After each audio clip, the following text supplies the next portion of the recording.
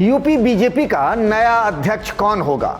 हफ्ते भर पहले ये नाम तो तय हो गया था। संसद में अपने ऑफिस में अमित शाह ने ये बात बताई थी, लेकिन अब वो नाम ठंडे बस्ते में चला गया है और एक नए नाम पर बीजेपी संघ में मंथन शुरू हो गया है। जिस नाम की चर्चा हो रही है वो गैर यादव ओबीसी नेता हैं और सांसद भी। राजधानी में बात अचानक से हुई इन नेता की एंट्री की। ये नया नाम क्या यूपी के मुख्यमंत्री योगी आदित्यनाथ को भी रास आएगा? नमस्कार, मैं हूं पंकज झा।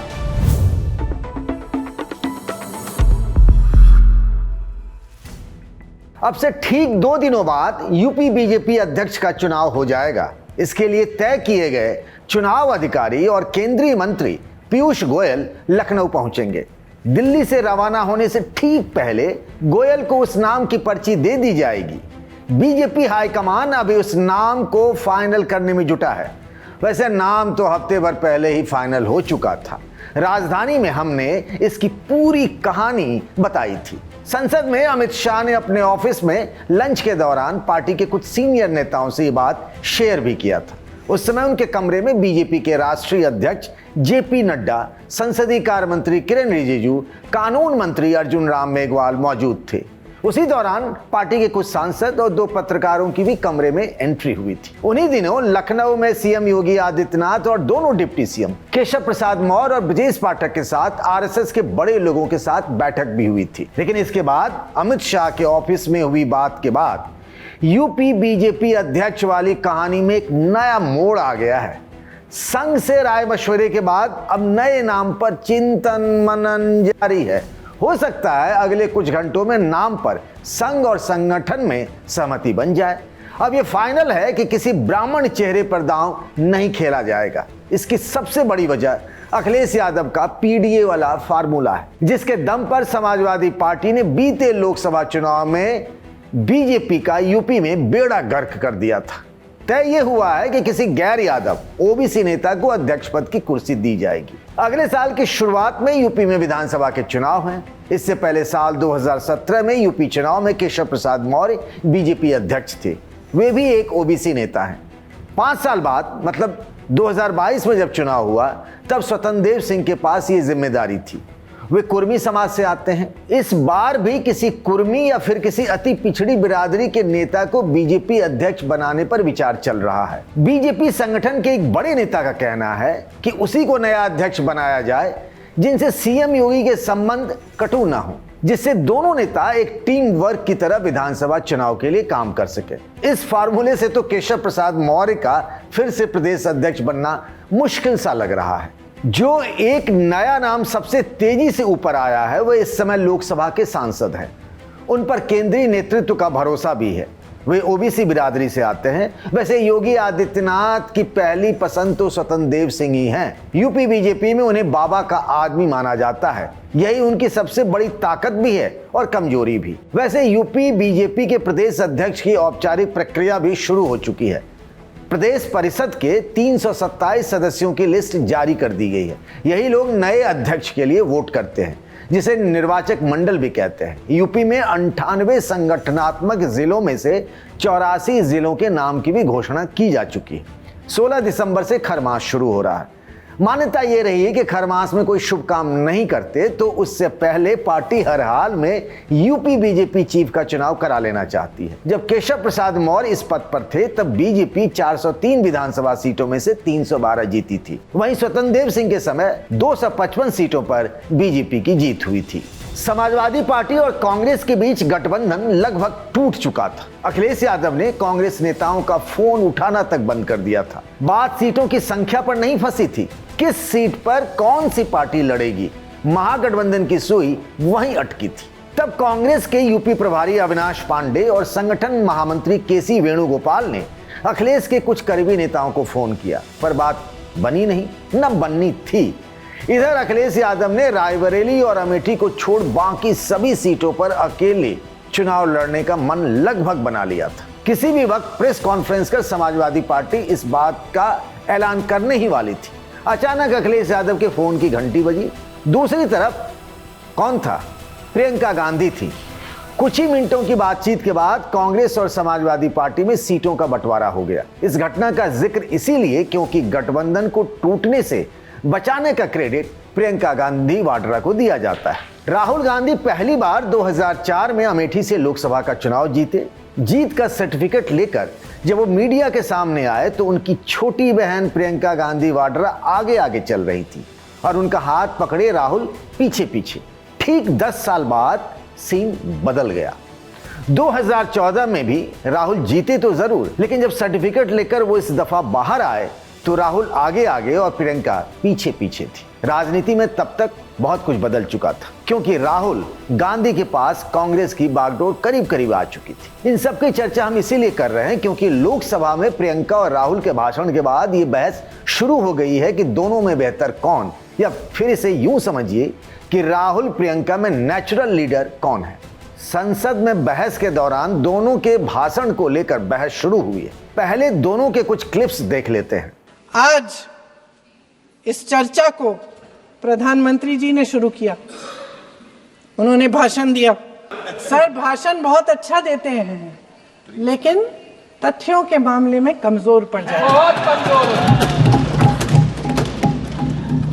इसमें भी एक कला होती है कि तथ्यों को किस तरह से जनता के सामने रखा जाए।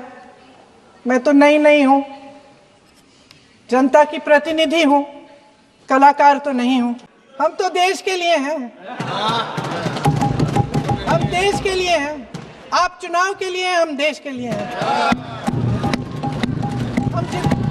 हम जितने भी चुनाव हारे हम यहाँ बैठे रहेंगे और आपसे लड़ते रहेंगे और आपकी विचारधारा से लड़ते रहेंगे। अपने इस देश के लिए, अपनी इस मिट्टी के लिए लड़ते रहेंगे। आप हमें रोक नहीं सकते। What is the architecture of the EVM? Give us access to the EVM. Let our experts go and see what is inside the EVM. Till today, we have not had access to the EVM.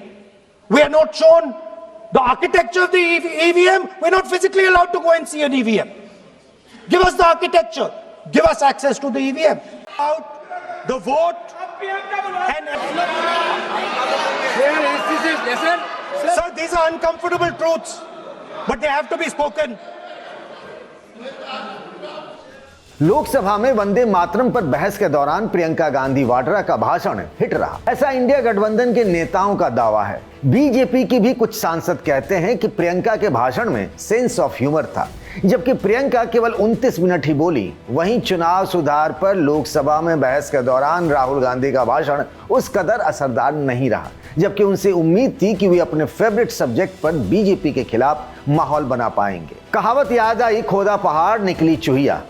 Kerala के वायनाड से सांसद होते हुए भी प्रियंका ने हिंदी में अपना भाषण दिया, जबकि उत्तर प्रदेश के रायबरेली से सांसद राहुल अंग्रेजी में बोलते रहे।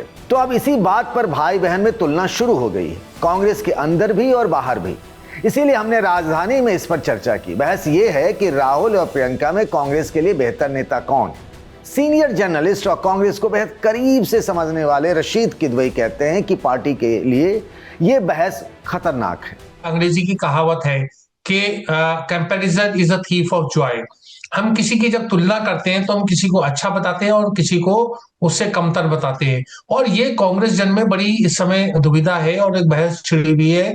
और ज्यादातर अधिकांश, अगर हम उसमें मतगणना करें या लोगों का मत लें तो अधिकांश लोग प्रियंका गांधी के फेवर में नजर आते हैं। लेकिन ये तस्वीर का एक पहलू है क्योंकि प्रियंका गांधी खुद राहुल गांधी को अपना नेता मानती है। तो राहुल गांधी जो है वो एक वैचारिक रूप से बहुत ही ज्यादा एक सशक्त नेता है और प्रियंका गांधी एक बहुत अच्छी वक्ता है, एक स्पीकर है। देखिए, प्रियंका की कोई भूमिका होनी चाहिए। पिछले 10 महीनों से ज्यादा का समय हो गया है पंकज, उनको कोई काम नहीं मिला है। मतलब वो कांग्रेस की महामंत्री हैं लेकिन उनको कोई विभाग नहीं मिला है, कोई राज्य का भाग नहीं दिया गया है। इससे तरह तरह के प्रश्न उठते हैं। हमें ये भी सुनने में आता है कि 2 अलग अलग टीम है, एक टीम राहुल गांधी है और एक टीम प्रियंका गांधी, जो पर्दे के पीछे काम करते हैं। नेता भी बटे हुए हैं, कोई राहुल गांधी खेमे का है, कोई प्रियंका गांधी खेमे का है, और ये कांग्रेस के लिए अच्छा नहीं है, ना नेहरू गांधी परिवार के लिए अच्छा है। संसद में राहुल प्रियंका के भाषण के बाद शुरू हुई चर्चा से करीब 2 हफ्ते पुराना कांग्रेस नेता का एक बयान ध्यान आया है। नाम है राशिद अल्वी, कई बार सांसद रहे। उन्होंने तब कहा था कि कांग्रेस संगठन का हाल दयनीय हो गया है और इसके लिए पार्टी लीडरशिप जिम्मेदार है। राहुल गांधी से तो मुलाकात भी आसान नहीं है, इसीलिए प्रियंका गांधी को पार्टी की बागडोर सौंप देनी चाहिए। वैसे ये फैसला तो सोनिया गांधी को करना है। एक तरीके से वो पार्टी और परिवार दोनों की हेड हैं। रशीद किदवई की भी राय कुछ ऐसी ही है। कांग्रेस में इसको लेकर के एक सफाई का या ट्रांसपेरेंसी का अभाव है और ये चीज कांग्रेस को अंदर से खाई जाएगी। ये 10 जनपद का ही मामला नहीं है कि एक परिवार का मामला है कि बेटा बेहतर है कि बेटी बेहतर है। सोनिया गांधी को इसमें एक निर्णय लेना चाहिए और भूमिका तय करनी चाहिए। वो कांग्रेस के लिए, देश के लिए, समाज के लिए, सबके लिए अच्छा होगा। उत्तर प्रदेश के भूतपूर्व मंत्री थे, उनका नाम था बुद्धप्रिय मौर्य। तो मौर्य जी कहते थे कि इंसान मतलब राजनीतिक जो जंतु होता है, राजनीतिक व्यक्ति, वो अपना दामाद और अपना लीडर अपने से बेहतर चुनना चाहता है। और कांग्रेस जन में आप अगर फिर एक वोट लें, एक of the record, of the camera, तो 100 में से 70-80 लोग मिलेंगे जो प्रियंका गांधी को अपने से को बेहतर नेता मानना चाहते हैं। और देर नहीं हुई है, भूमिका तय होनी चाहिए। देखिए, पार्लियामेंट्री पार्टी की एक लीडरशिप है जो अभी सोनिया गांधी के पास में है, वो प्रियंका गांधी को दी जा सकती है। या इलेक्शन मैनेजमेंट है, या जो कांग्रेस का जो कहलाता है ना जनरल सेक्रेटरी ऑर्गेनाइजेशन GSO, उसको लेके कि केसी वेणुगोपाल बहुत समय से है, वो बहुत से उसके उम्मीदवार है। प्रियंका गांधी के देखिए पंकज एक टीम है, सचिन पायलट है, ऐसे बहुत से नेता हम पूरे देश में गिन सकते हैं जो प्रियंका गांधी के प्रति मतलब वफादारी का भाव रखते हैं। तो अगर एक कोई इलेक्शन मैनेजमेंट का काम प्रियंका गांधी को दिया जाता है, उसमें भी वो बहुत अच्छे तरीके से कर सकती है। जो अहमद पटेल की भूमिका थी, बहुत देखिए, ज्यादातर राजनीतिक समस्याओं का समाधान नहीं होता पंकज, यहाँ समाधान और विकल्प बहुत सारे हैं, लेकिन चुनने का जो है उसमें चुनने का फैसला नहीं होता है। और वो मुझे लगता है कि राहुल गांधी से ज्यादा सोनिया गांधी अपने विवेक से फैसला लें। राहुल और प्रियंका की काबिलियत के हिसाब से भूमिका तय हुई तब तो पार्टी के लिए वरदान है, वरना इस तरह की बहस कांग्रेस को धर्म संकट में उलझाए रखेगी। राजधानी में बस इतना है।